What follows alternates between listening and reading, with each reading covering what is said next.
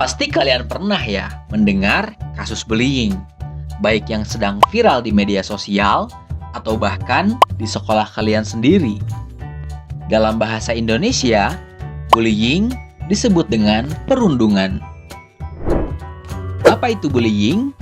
Bullying adalah tindakan yang secara sengaja dan berulang-ulang dengan tujuan untuk merendahkan, merugikan, atau menyakiti orang lain. Pelaku dan korban bullying biasanya memiliki ketimpangan posisi, di mana pelaku yang lebih kuasa atau lebih kuat membuli korban yang lebih lemah atau tidak berdaya. Siapa saja yang rentan menjadi korban bullying? Seseorang yang terlihat paling berbeda di antara orang-orang di sekitarnya umumnya lebih rentan menjadi korban bullying. Hal ini dapat dikaitkan pada 1. Kondisi fisik. Misalnya, anak berkebutuhan khusus, terlalu kurus atau gemuk, warna kulit, bentuk rambut, atau penampilan yang berbeda, dianggap cantik atau jelek. 2. Kepribadian. Misalnya, suka menyendiri, pemalu, atau kurang percaya diri. 3. Kondisi akademik. Misalnya, dianggap paling bodoh atau paling pintar. 4. Status ekonomi atau sosial. Misalnya, paling miskin, paling kaya, atau paling populer. Dan 5. Termasuk golongan minoritas. Misalnya, berbeda etnik, budaya, bahasa, maupun agama. Sementara itu, penyebab seseorang menjadi pelaku bullying pun bermacam-macam. Di antaranya, pernah menjadi korban bullying dan merasa ingin balas dendam, merasa iri, kalah saing, atau marah dengan korban, kurang mendapatkan perhatian atau kasih sayang dari keluarga agar dapat diterima dalam grup atau kelompok tertentu, atau belum terbiasa menerima perbedaan di sekitarnya. Selain berpotensi menjadi korban dan pelaku bullying, seseorang juga mungkin menjadi saksi dari tindakan bullying. Saksi yang tidak berani melaporkan kasus bullying umumnya karena pelaku adalah temannya sendiri, takut menjadi sasaran bullying berikutnya, ataupun malas terlibat.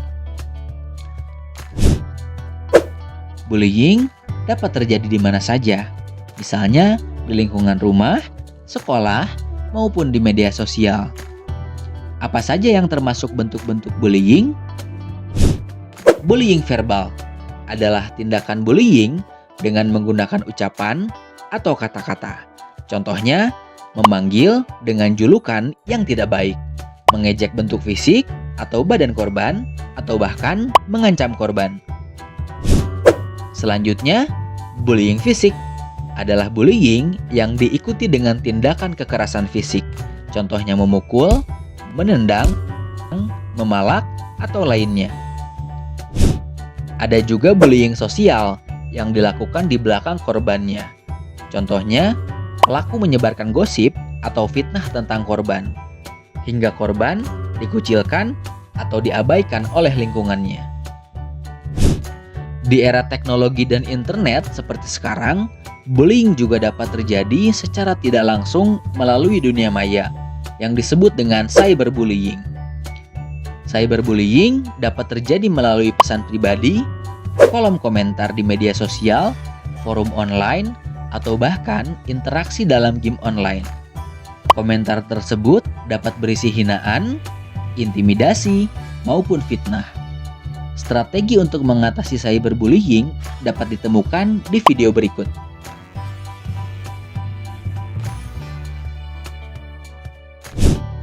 Adanya dunia maya membuat tindakan bullying menjadi semakin mudah. Mengapa? Cyberbullying dapat terjadi sepanjang waktu selama pelaku memiliki akses internet. Pelaku juga tidak perlu repot-repot bertemu langsung dengan korban, cukup ketik atau posting melalui handphone. Pelaku cyberbullying juga tidak terbatas pada orang di sekitar korban.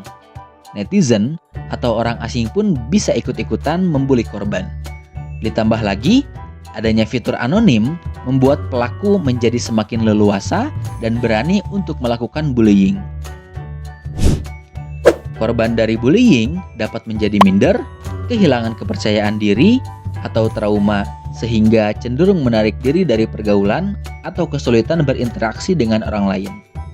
Selain itu, rasa cemas, depresi, sampai keinginan untuk bunuh diri juga mungkin dirasakan oleh korban bullying. Selain dampak pada mental, korban bullying fisik juga mengalami dampak pada kondisi tubuhnya, seperti adanya bekas luka, kerusakan organ, sampai yang paling parah adalah kematian.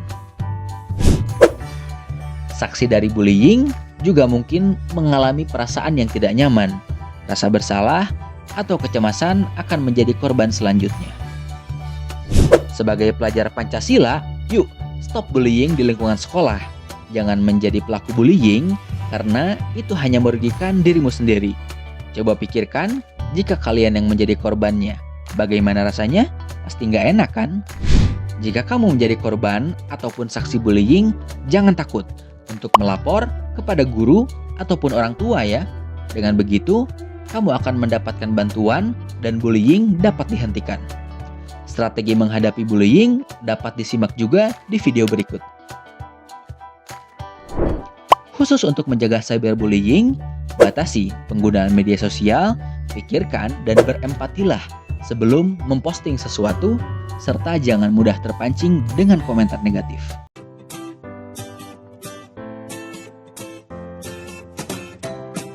Suatu pagi yang cerah, seluruh siswa-siswi memasuki kelasnya dengan riang gembira. Namun, aduh, kakiku sakit. ya jatuh. Sakit tahu. Ya elah, bercanda doang. Candaan Badi terhadap Ari berubah menjadi perseteruan. Hei, jelek. Pensilnya bagus tuh. Mau dong? Maaf, pensilnya mau aku pakai. Siniin aja pensilnya. Tapi aku tidak punya lagi. Terjadilah keributan antara Badi dan Ari. Nah, gitu dong dari tadi. Hari demi hari pun berlalu dengan Ari yang selalu dirundung oleh Badi. Badi yang merasa jika ia kuat, kerap mengganggu Ari setiap ada kesempatan. Mulai mendorong, menertawakan Ari, menyiram air hingga memukul Ari. Sini kamu. Pukul nih. Wah, gawat. Aku harus melaporkannya ke Bu Guru. Bu Guru. Tadi aku lihat Badi dan Ari bertengkar di sana. Guru mendengarkan aduan siswi. Ia bergegas menemui Badi dan Ari. Ada apa ini? Jelaskan apa yang terjadi di sini. Nggak ada apa-apa, Bu. Itu aku cuman bercanda sama Ari. Apa benar itu Ari? Badi, apa yang kamu lakukan kepada Ari sudah termasuk perundungan, yakni kekerasan fisik dan verbal. Itu adalah perbuatan yang sangat tidak terpuji. Tindakan yang kamu lakukan tidak akan membuat kamu keren, Badi. Malahan teman-teman sekelasmu menjauhimu. Mereka tidak ingin bermain denganmu, tak ingin berbagi apapun denganmu. Bahkan lebih buruk dari itu, kamu tidak akan memiliki teman satupun. Aku minta maaf, Bu Guru. Bukan ke ibu dong. Minta maaflah ke Ari. Oh iya, Ari, aku minta maaf ya. Aku tidak akan mengulanginya lagi. Iya. Syukurlah Ari sudah memaafkan Badi. Nah sekarang, Badi ikut ibu ke ruang guru ya. Iya, Bu.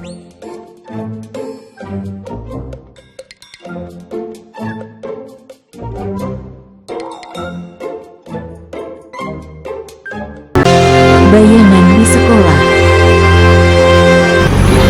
Seorang anak bernama Raka berjalan sendirian ke sekolah, menunduk Setiap pagi, ia melangkah ke sekolah dengan berat hati.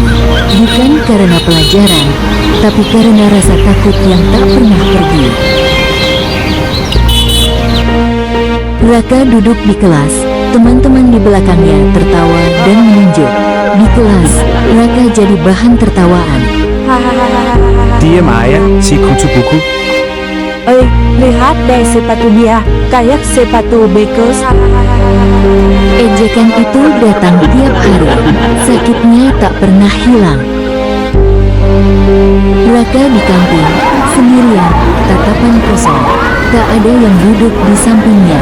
Tak ada yang bertanya, "Kamu baik-baik saja?" Yang ada hanya sunyi dan luka yang tak terlihat.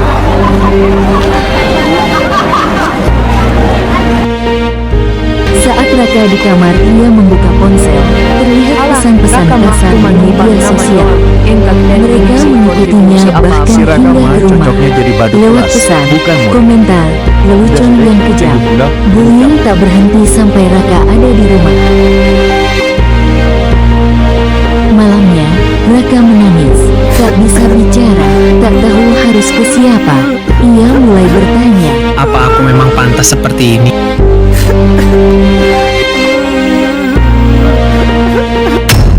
Seorang teman, Sita, memperhatikan dari jauh, wajah ragu. Tapi ada yang melihat Sita. Ia melihat Raka setiap hari. Ia tahu apa yang terjadi, tapi ia diam. Sita berdiri di depan teman-temannya yang sedang mengejek Raka. Hingga suatu hari, Sita berdiri dan berkata, Cukup, ini bukan lucu, ini menyakitkan. Raka kaget menatap Sita. Untuk pertama kalinya, Raka merasa tidak sendirian. Seseorang melihatnya, seseorang peduli. Guru memediasi, anak-anak duduk bersama dengan suasana damai. Dengan bantuan guru, masalah itu dibicarakan dan diberikan sosialisasi untuk anak-anak tentang bullying. Bukan untuk menghukum, tapi untuk belajar. Hingga akhirnya anak-anak bermain bersama di lapangan. Raka tersenyum. Kini, Raka tidak lagi berjalan sendirian. Karena satu suara bisa mengubah segalanya. Karena keberanian bisa menyelamatkan seseorang. Berhenti membuli. Jadilah teman. Jadilah pelindung. Jangan tunggu sampai ada korban berikutnya. Jangan diam. Bersuaralah. Karena setiap anak berhak merasa aman, termasuk kamu, termasuk dia dan termasuk kita semua.